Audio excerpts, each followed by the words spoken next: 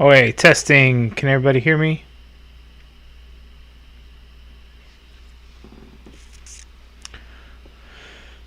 Everybody in the chat, however few may be in here, if you can hear me, please let me know.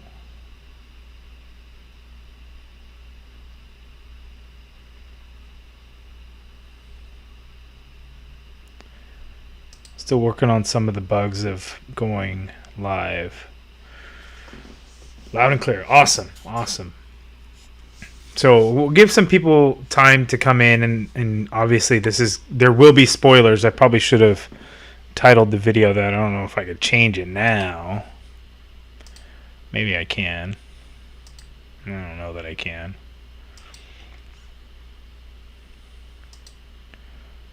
Let me see. Edit. Oh, edit. Live discussion. Let me see. Warning. Spoilers. Hopefully that'll fix it. Notification worked. Awesome. Anthony, thanks. That's good, man. How's your day? Day has been good. Worked today, but I saw Ant-Man and the Wasp Quantumania, so I'm pretty hyped up. Bruce, Brian, Rocky, man, what up?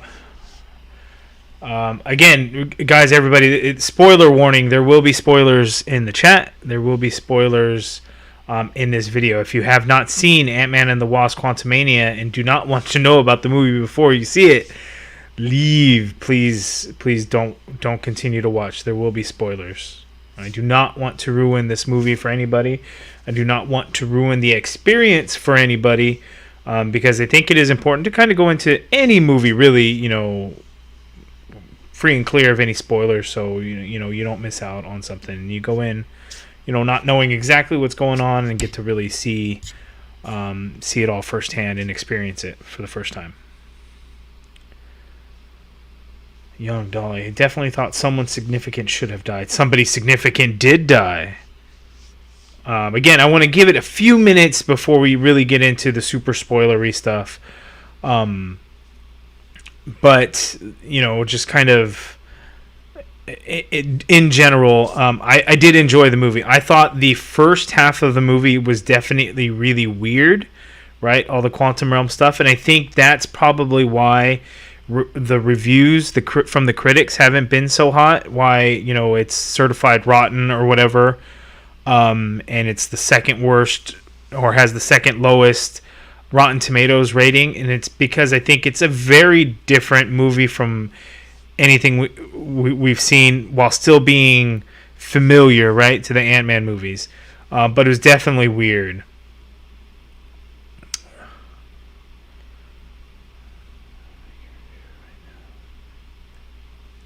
Marvel meets Star Wars. I saw somebody mention that earlier today, and 100% that is like the best way to really describe this movie is Marvel meets Star Wars. You have Guardians of the Galaxy that takes place in space, right? And you have this big old space opera with all kinds of things going on.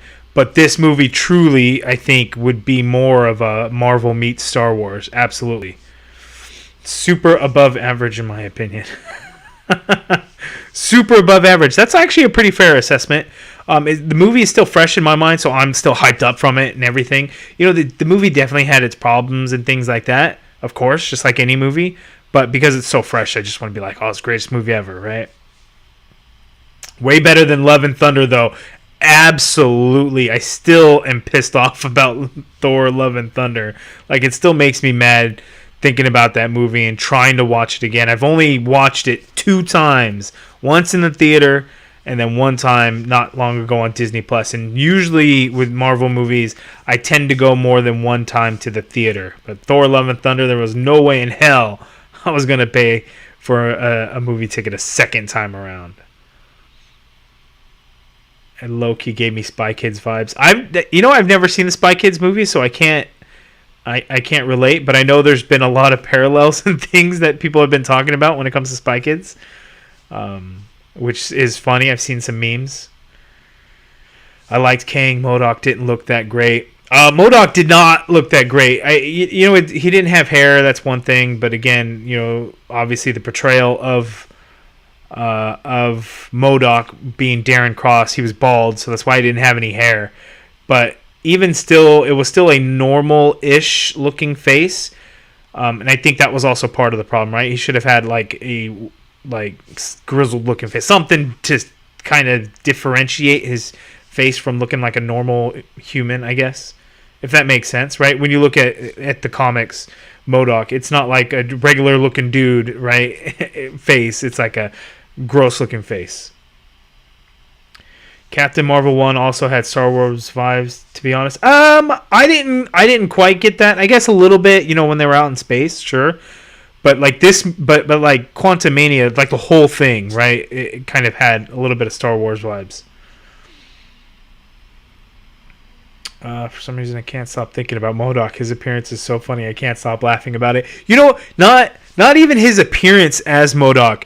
The things that he said, right, in the movie. And I think, spoiler warning for the few viewers that are in here. Luckily, there's not a whole lot, so I don't want to piss off a lot of people, spoilers. But some of the things that he said, my name is Darren and I am not a dick, right? Or, at least I get to die an Avenger. Like the most ridiculous stuff, and I know MODOK's how they portrayed MODOK is probably gonna piss off a lot of folks. I'm sure of it. But it was funny. I thought it was okay. It was definitely some good laughs. MODOK isn't the easiest character to toss on the big screen. No, you gotta do you. Well, no, I think they could do it if they took a very serious approach to MODOK and made him very threatening. I think they could do it, but it also works in this movie when you have somebody like that.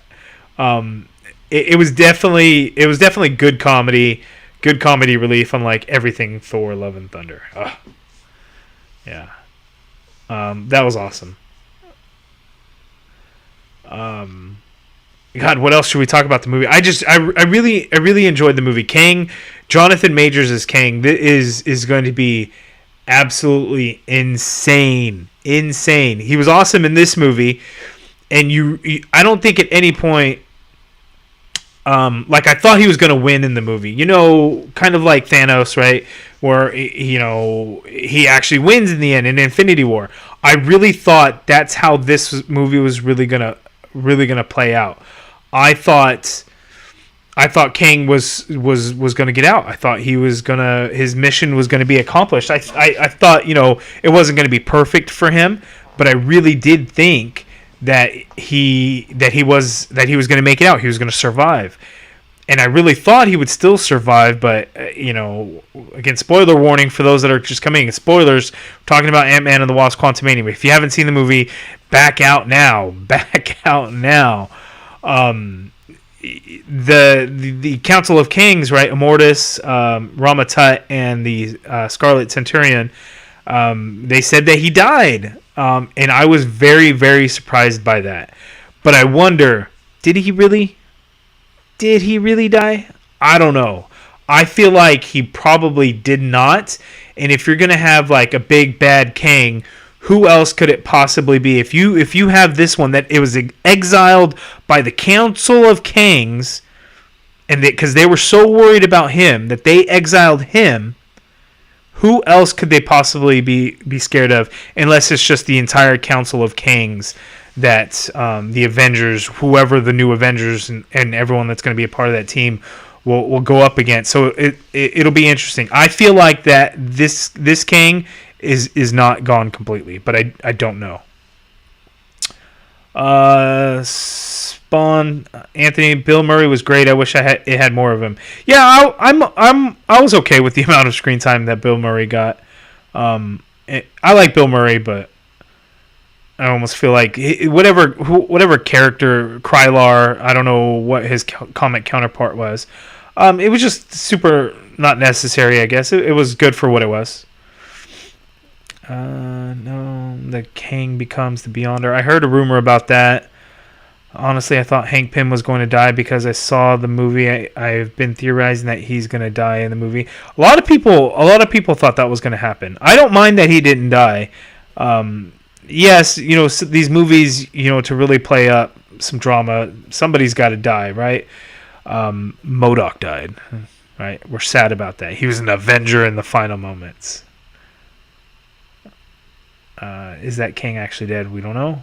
Kang was awesome, but disappointed how he went out so easily. I disagree that it was easy. Like, it took an army of ants just to slow him down. Like, that didn't even stop him, because he came back and he whooped Scott Lang's ass. Like, it was bad, right? And that's when we get that awesome line from Scott. I don't have to win. We just both have to lose. And King was outnumbered. He got multiple people, and it wasn't necessarily that Wasp stopped him. It was the destruction of his multiversal engine core, right? Kang will end up becoming the Beyonder for Secret Wars. Yeah, no, he did not. I think the Kang is him. I really thought Janet was going to die. Yeah, they could have killed off Janet too. Yeah, I mean, it is what it is. I don't know that. I don't even necessarily think that they have any future stories, in the MCU going forward. So whether she dies or lives, I probably have no importance other than to play up, the fact that not everyone always makes it. But I mean, I'm okay with it. It doesn't bother me personally, but I know that to really have stakes in these movies, people got to die. Kang is the same level as Thanos and maybe equivalent to Emperor Palpatine. Yeah, I think he's going to be a bigger threat than Thanos because there's a bunch of Kangs. Emperor Palpatine, yeah, I mean, if you go back and you really watch the original trilogy, what did Emperor Palpatine do? He didn't do much other than in the background, right? You hear him, it's like, oh, the Emperor, the evil Emperor. And just his name, scares everybody. But then, like, when you really think about it, you don't see him do anything. I think this movie solidifies Loki as the best Disney Plus show. You are correct. Loki Season 1 was the best Disney Plus show, in my opinion. It's also a fact.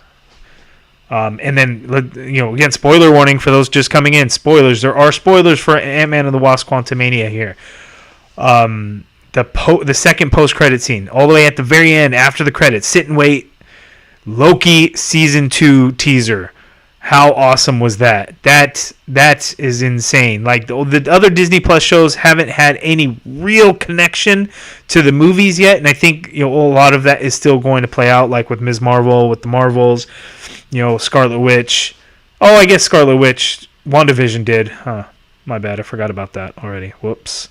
But yeah, Loki Season 2 is going to be crazy, but yeah, Loki Season 1 was the best Disney Plus show. Does he need his ship for time travel in the MCU? Can he time travel with just his armor? Why didn't he time travel when he had the power source? That is a good question, Cuckoo. So I think what it is because Kang, in his hubris, was like, I'm going to take this entire army and tower citadel that I built. I'm going to take that with me. I think that was his downfall. I think because it took so much energy and power to be able to take his whole army and everything with him, his whole empire, I think that was his downfall because it took too long to power up all those rings and everything to be able to do that. And because of that time, right, they were able to stop that. Had he just taken his little chariot ship thing, he probably could have just gone just like that. But Kang had to be like, yo, I'm taking my army with me. So I think that's what it was. Maybe I'm wrong. It's just my thoughts on that. Post-credit scene makes me want to rewatch Loki. Yeah, you could never go wrong rewatching Loki. The show was just too good. Welcome to the multiverse, folks. Buckle your seats and let's travel to other universes. Yes, so with Ant-Man and the Wasp Quantumania being the start of Phase 5, it's who knows exactly what's going to be going on in this next phase, right? Phase 4, lots of people don't like stuff that happened in Phase 4. I get it, right? Phase 4 has been all about everyone being all super lonely, depressed, and sad because things happen and all this and that. Every single movie has a little bit of those themes, right? but it also is about introducing a lot of new characters, right? Ms. Marvel, She-Hulk, Shang-Chi, Sam Wilson as Captain America, all these things in this in Phase 4, just to set up Phase 5. Whereas I think Phase 4 was really just climbing up, right? And then Phase 5 is going to be going in some crazy directions, hopefully, and we see a lot of stuff and how things will start to tie in. You know, are we going to see Kang variants throughout some of these other films? Not really sure. We shall see.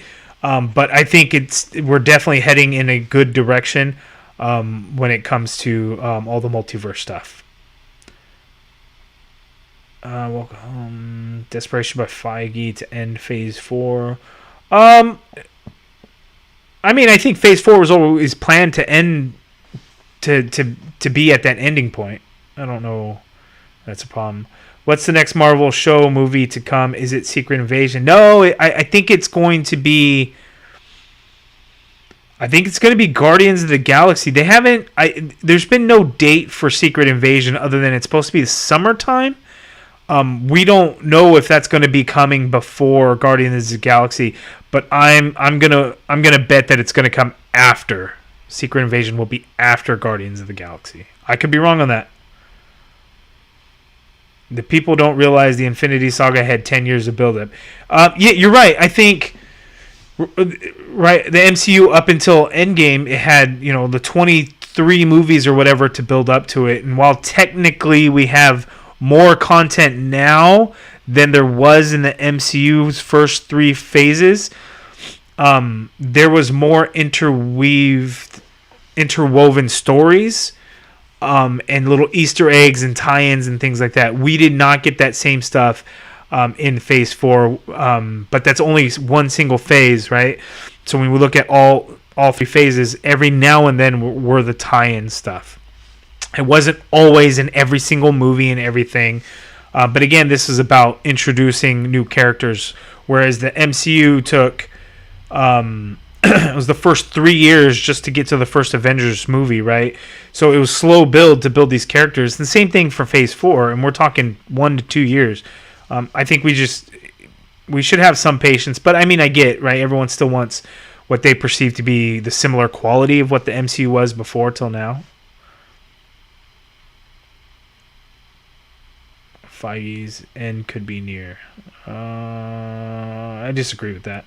I like the alien-looking Kangs. Lots of different Kangs in the Council of Kings.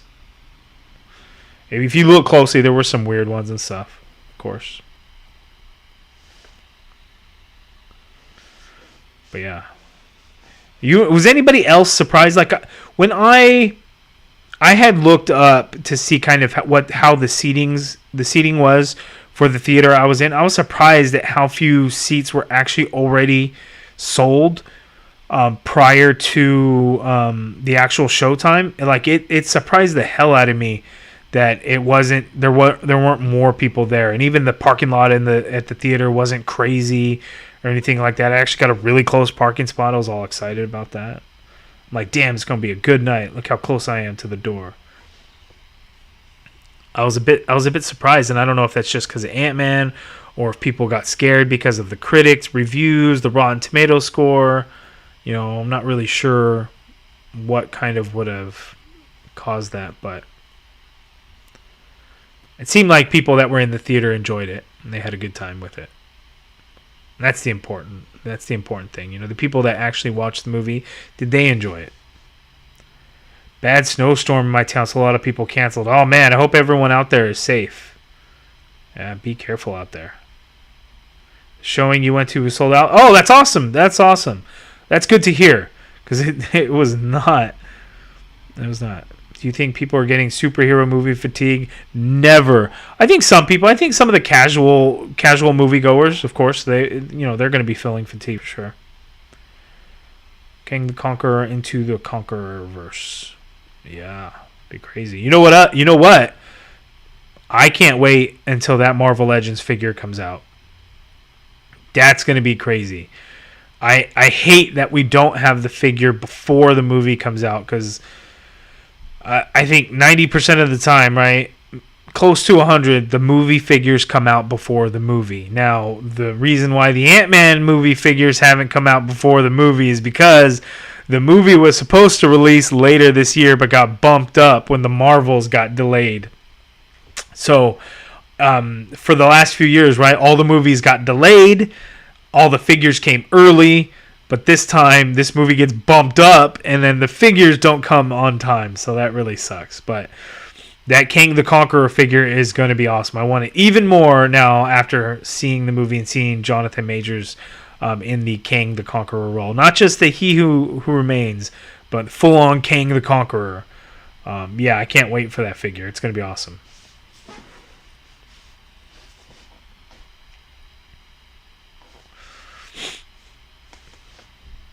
We'll stick around for a few more minutes talking about the movie, but yeah, the He Who Remains head should fit on the King. I hope it does, but then it's not. He's got the He Who Remains has got some of the facial hair, so it's not going to be a perfect match, but I think it'll be kind of close enough. Maybe Guardians 3 figures will hit before Ant-Man. I think they will. That's the crazy thing. I think the Guardians of the Galaxy figures will probably be ready to go real soon. I think that Kang figure will be hard to find in stores. The rest will peg warm in stores. Yeah, just like the Ant-Man and the Wasp figures really peg warmed pretty badly, I think, last time. No doubt in my mind that's going to happen again. Now, the other thing is Target gets the solid cases, right? So whether they get the full wave or not, they're going to have individual figures. They're going to get cases full of one figure. And it's going to be, the perception is going to be, well, it's a peg warmer. Well, they may have only gotten just one shipment in, and you see a peg full of them. Oh, why nobody's buying them? Well, because they got 8 of them at one time, whereas when they would used to get the assortment boxes, they would get 1 or 2 figures at a time.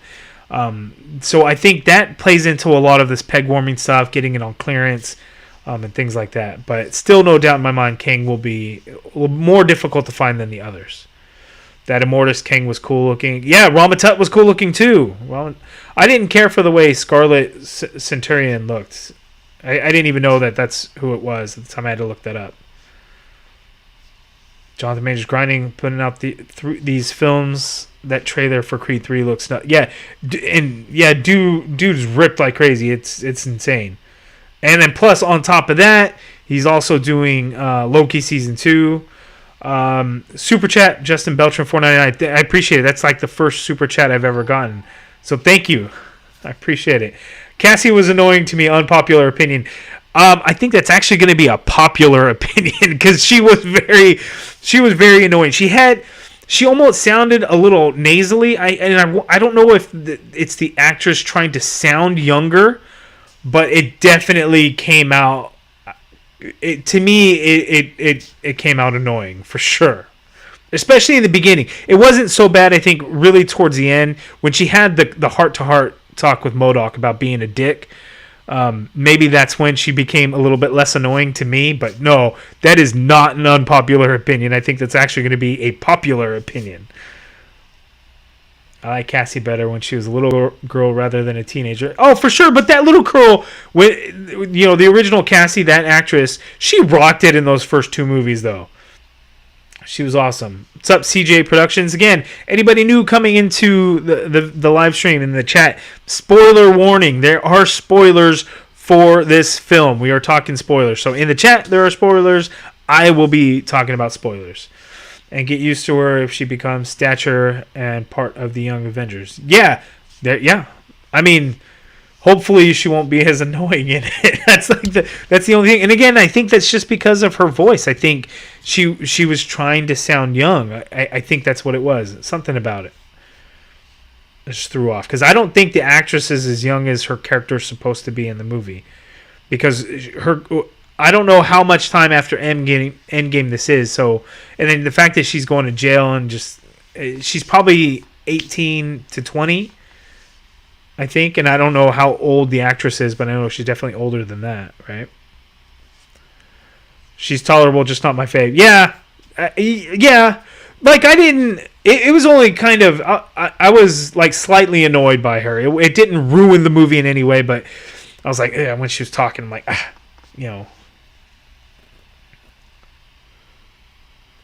Kang is going to have a cakewalk, versing a bunch of teenage girls. Yeah, because Cassie didn't even go up against Kang at all, right?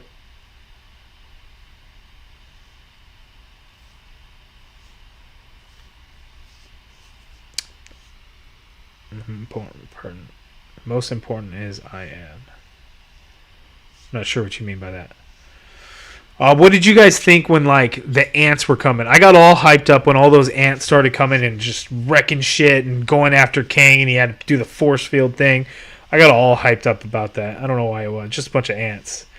America Chavez, Ironheart, Kate Bishop, Cassie Lang calling this now. 4 of them will team up as Young Avengers and maybe Wiccan and Speed. Yeah, Wiccan and Speed. There's rumors that Wiccan and Speed have been cast for, what is it called? House of Harkness or Agatha Coven of Darkness. I don't even know. I don't remember what the name change of the Agatha show is. So it could have something to do with that. I don't know, but yeah, possibly. And I would not be surprised if we get another variant of Kang, Iron Lad. I would not be surprised if we see that happen. Inside the quantum realm, I am is everyone. Did I miss that in the movie? I don't remember if that was something from the movie. Didn't he say those ants evolved for thousands of years? I think it was like 1,000 years, 1,000 years. But yes, there was like a pocket within the quantum realm or whatever, so they must have gotten out of that pocket and then were able to help Hank Pym.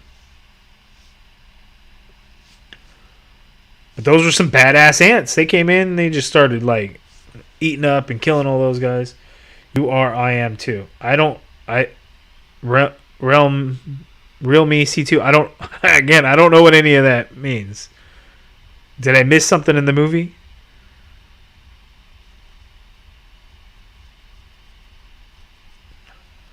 What else happened in this movie to talk about? Oh, you know what I hated about the movie though? There was no Luis. Now, obviously it wouldn't have fit for the movie since the entire, 95% of the movie takes place inside the quantum realm. I guess it makes sense because how would Louise fit in with the movie? But it's I miss having him in there. It kind of sucks.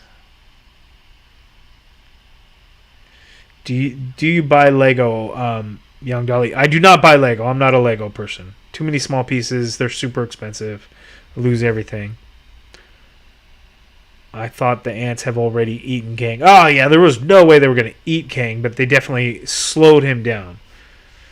Too much comedy? You thought there was too much comedy in Ant-Man and the Wasp Quantumania? It's a comedy movie, though. That's like the thing with Ant-Man. I didn't think it was too much. It wasn't Thor Love and Thunder level of comedy, which was too much.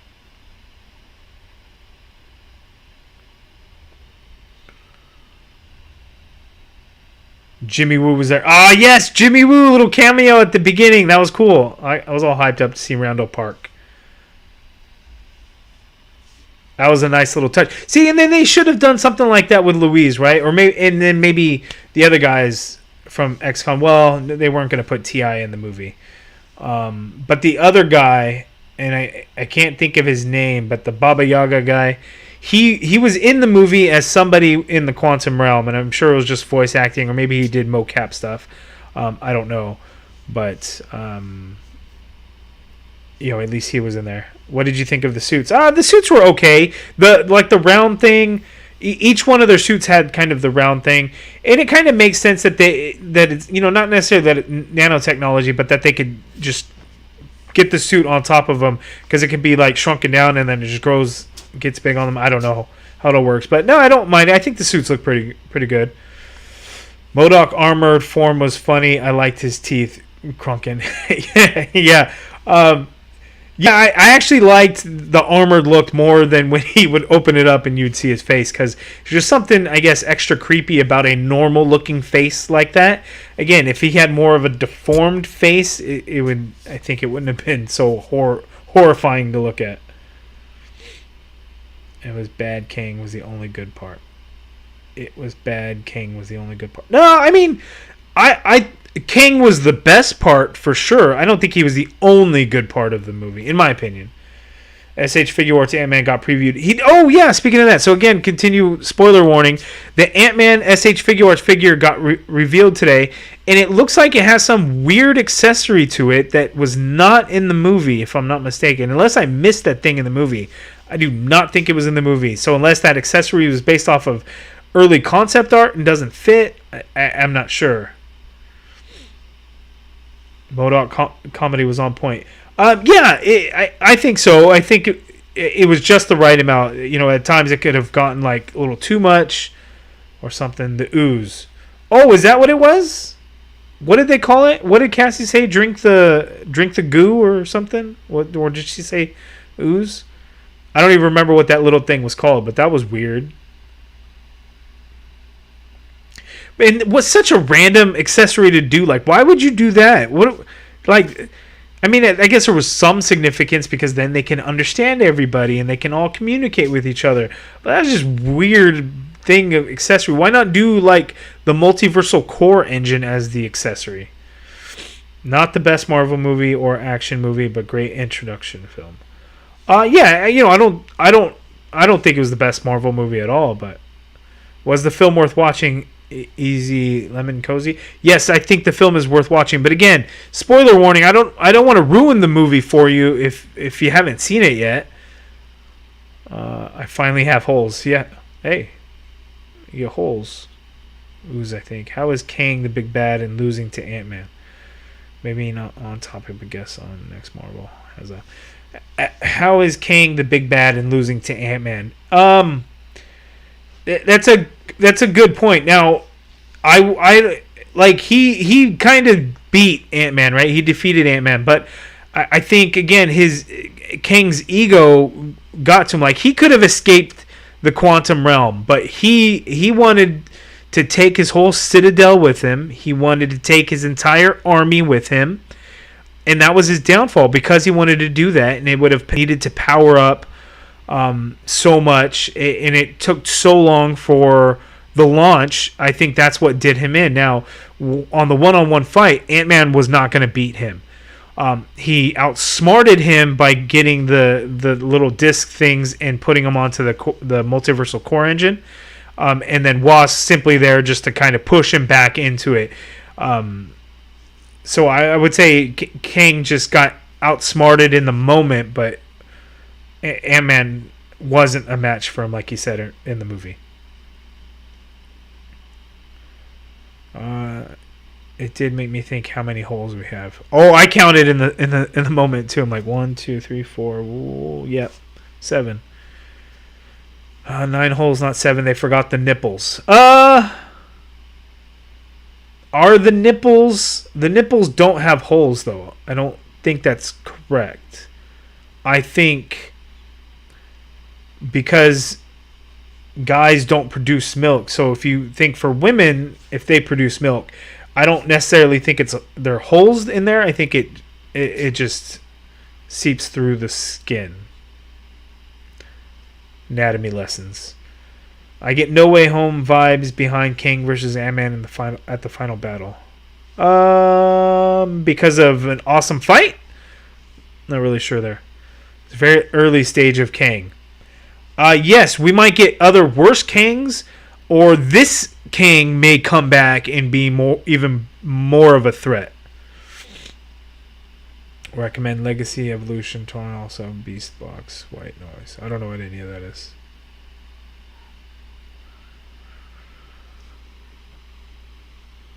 We'll go ahead and end the stream. I just wanted to jump on real quick as a quick live stream to go over some of the movie because I was just so hyped up about it. It's like I got to talk about it. So everyone that's come in to check out the video and join the live stream in the chat, I appreciate you guys. Thank you. King Tut just watched it. MODOK was absolute filler. It seems the MCU is starting to lose its way. People have been saying that for a long time. I've always disagreed with it. I think things are just going in different directions or telling different stories, and I'm okay with that. Thanks for doing this. It was fun. Yeah, thanks, Justin. I'm having fun with it. I do plan to do live streams as often as I can. I'm trying to figure out what a good time slot would be. In the week, there's lots of other great folks doing live streams out there during the week. So there's limited time available where I'm not I don't want to overlap with others. I think it's inevitable. It's gonna happen. I just need to figure out what a good day and time is. Plus, when I have my kids and work and everything on what's gonna be best, it could just be for the short term. Right now is just whenever I have a chance to jump in live and say, "Hey guys, I'm going live. You want to talk about this and discuss this?" I'm gonna try and do that. Whenever I can. They made Ant-Man serious in the movie when Kang tortured Cassie and when he didn't promise to bring Cassie back to Scott. Yeah, perfect. He should have been serious at that point, right? If Ant-Man was stuck in the quantum realm, he never ran into Kang. Yeah, he didn't. He did not, because it's like certain areas of the quantum realm and how deep he had truly gone. So, like in the first Ant-Man movie, he didn't go deep enough into the quantum realm for Kang to have gotten to him. And then in the second one, Janet would have made sure that Ant-Man did not go too deep into the quantum realm. I've seen Kang's cameo in Oppenheimer. I didn't see Oppenheimer. Only Spirit is real. I don't know what Real Me C2 is talking about. But anyway, we'll go ahead and end it there. Thanks, guys, for joining in and talking about Ant-Man and the Wasp Quantumania. I appreciate it. I know it's not as often, but even maybe with some of the shows, I'll try and jump on for a quick live stream to kind of talk about it. I know there's a lot of us that get hyped up on all the Marvel movies and shows and stuff, and even other superhero movies, right after it's over, and want to talk about it with people. And really, that's why I wanted to come on here and talk about it. So thank you, everyone that joined in on the live stream. I appreciate it.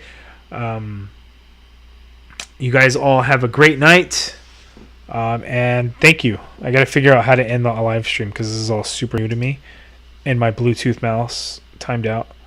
But that's it. Thanks, everyone. Have a great night. Hope you guys all enjoyed Ant-Man and the Wasp Quantumania. If you stuck around and you haven't seen the movie yet, I recommend watching it. I think it's really cool. Plus, you get to see how awesome Jonathan Majors was as Kang the Conqueror, because he did a great job. So, thanks, everyone. Have a good night.